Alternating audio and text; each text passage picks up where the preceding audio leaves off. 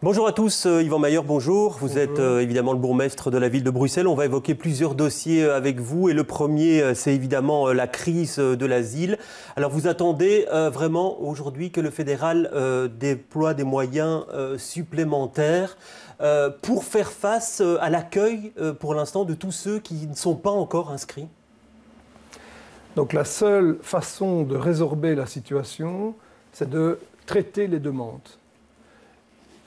C'est un problème administratif qui, du coup, a créé une situation qui, sur le plan humanitaire, est insupportable. D'abord pour les gens qui sont là, qui doivent passer des nuits dehors, il ne fait pas très beau, ce n'est pas franchement la belle étoile, ou qui vont maintenant, on voit un camp là pratiquement s'installer, ce qui est insupportable pour les riverains, pour Vous avez beaucoup de réactions des riverains? Oui, bien sûr, évidemment. Des réactions pas toutes favorables, quoi. Des réactions excédées, c'est la énième crise que nous vivons.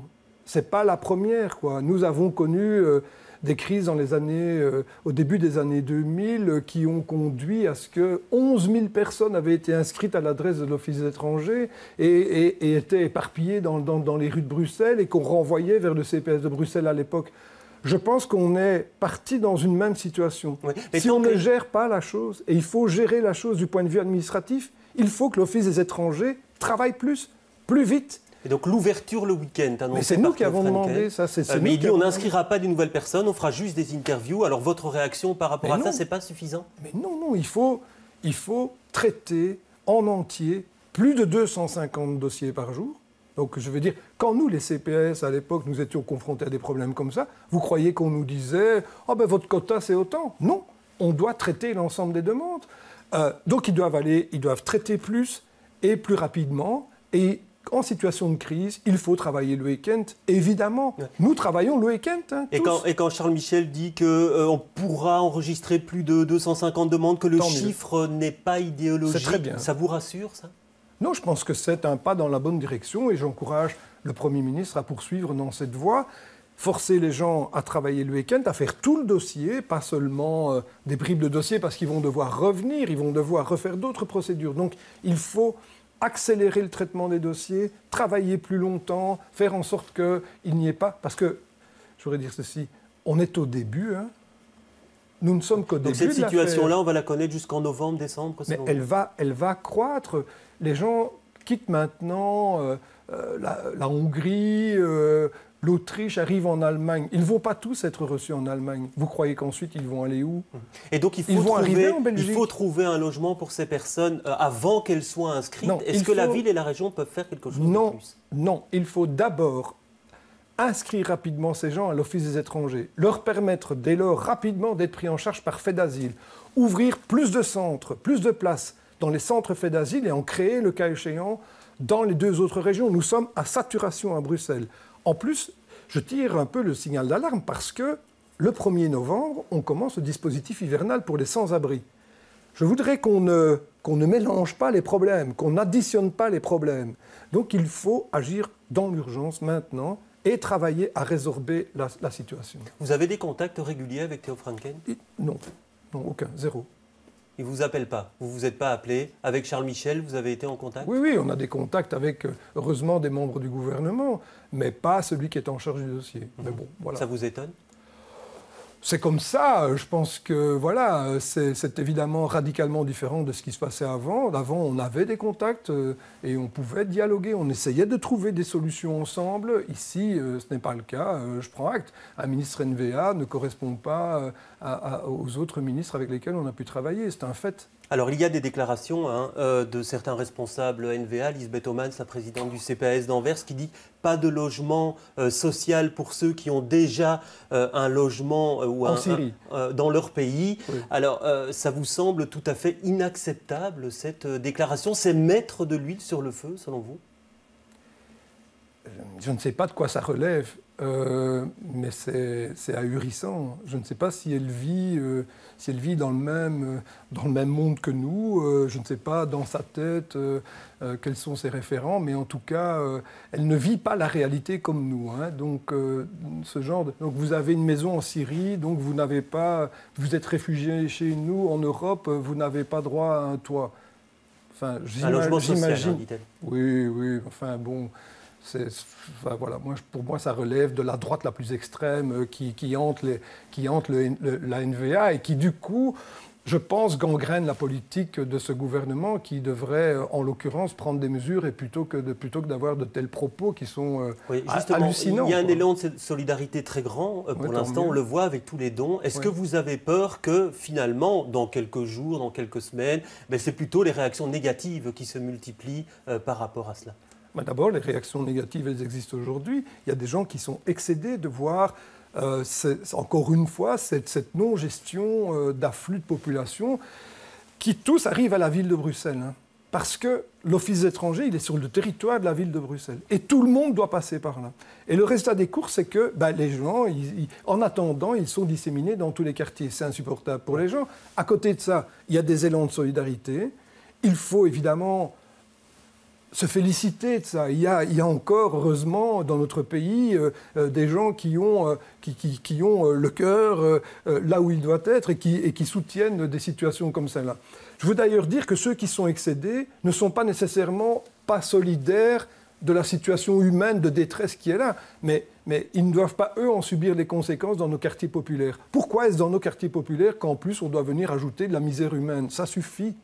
Alors vous demandez aussi une décentralisation des bureaux de l'Office des étrangers, donc ouverture de bureaux à Anvers ou à Liège. Alors c'est plus facile à dire qu'à faire parce qu'il faut trouver ces locaux, il faut trouver du personnel. Est-ce que ça peut se faire si rapidement que vous le demandez ?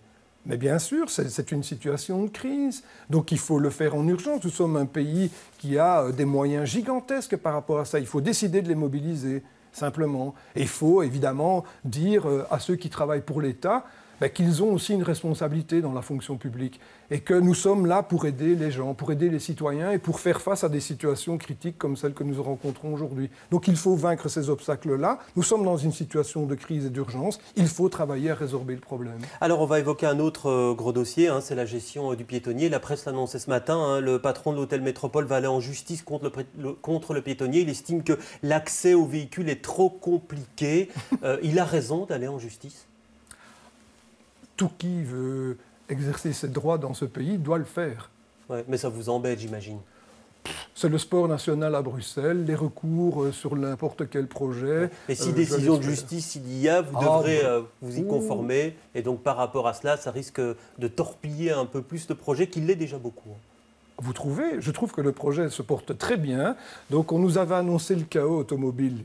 Il n'a toujours pas eu lieu. C'est désespérant d'ailleurs pour tous ceux qui ont porté ça comme jugement. On nous avait dit c'est immonde, c'est sale. Ben oui, on nettoie et il faut pénaliser ceux qui salissent la ville. Hein, mais on fait le travail. On nous a dit c'est violent, c'est délinquant. Mais on y travaille. Il y a même une réduction de la violence par rapport à la situation antérieure. Tout va bien, quoi. Tout va bien. Je pense que... Ouais. Pour l'instant, le résultat est extrêmement positif. Et cette enquête beaucoup du de CDH, Bruxellois... Cette enquête du CDH. Non, mais attendez, je vais vous répondre sur le Métropole. Donc, tous ceux qui ont vécu le piétonnier pendant l'été sont ravis. Hein.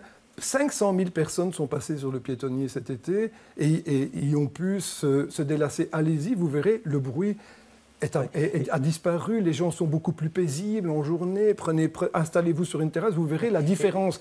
Et le Métropole a des exigences qu'on ne peut pas rencontrer. Et donc, nous l'avons dit, nous plaiderons en justice. Il a choisi d'aller en justice, je m'expliquerai en justice. Ça passera au mois de janvier. Vous vous rendez compte que s'il était venu dans un esprit de dialogue constructif, ce que nous souhaitons, parce que pour nous, le Métropole est un élément important de notre patrimoine, d'une part, mais aussi de l'activité économique de la ville. On sait qu'il a quelques difficultés. Donc, on est prêt à aider, mais... ce n'est pas en allant en justice qu'il va résoudre rapidement ce problème. Alors, l'enquête du CDH, 215 commerçants interrogés, 3/4 d'entre eux, le piétonnier, disent que le piétonnier a une influence sur le chiffre d'affaires. Pour 70%, une influence négative. Donc, l'enquête du CDH n'est pas sérieuse. Non, c'est vraiment pas sérieux.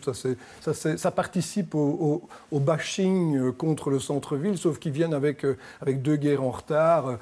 ça a zéro crédibilité. Et donc, quand le CDH dit à l'appui de témoignages de commerçants que certaines zones fonctionnent particulièrement entre De Broeckere et Fontenas, il se trompe en fait. Oui, la question qu'il faut poser au CDH, c'est, vous voyez, ce parti a eu la compétence du commerce à la ville pendant de très nombreuses années. Ils sont d'ailleurs responsables du déclin dans lequel on est parce qu'ils n'ont rien fait pendant des années à la ville en matière commerciale.